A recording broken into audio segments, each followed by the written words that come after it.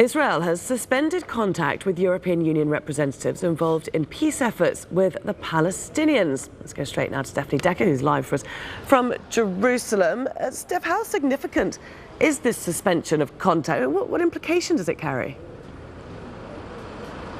Well, I think we have to look at the details. What the Foreign Ministry said in their statement, they issued it last night, was that they've suspended relations with European Union institutions and their representatives when it comes to the peace talks with the Palestinians.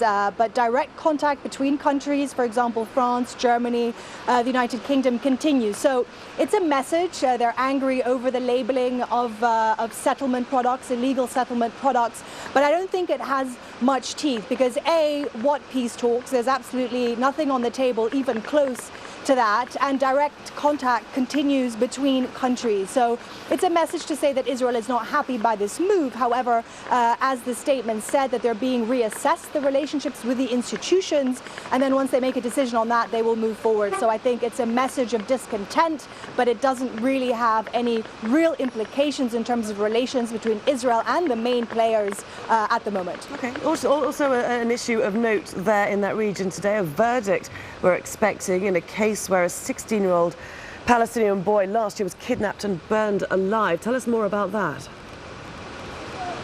That's right. Well, we're just outside the Jerusalem District Court here in East Jerusalem. We're expecting that verdict any minute now. It is significant because it had huge implications last year,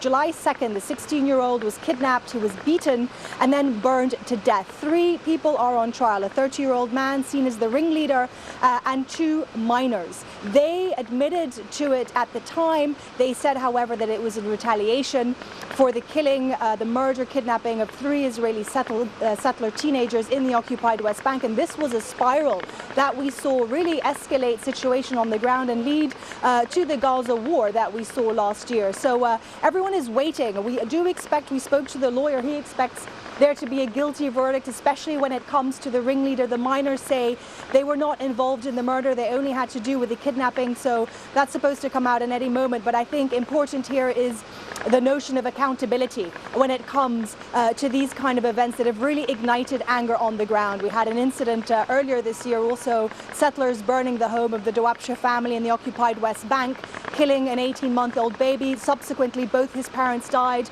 of their wounds, and people very angry still on the street because there has been no accountability as to who carried them out. So what will come out here today, I think, being watched very closely on the street and will be significant if there is accountability, especially if the ringleader is found guilty. He will face life in prison.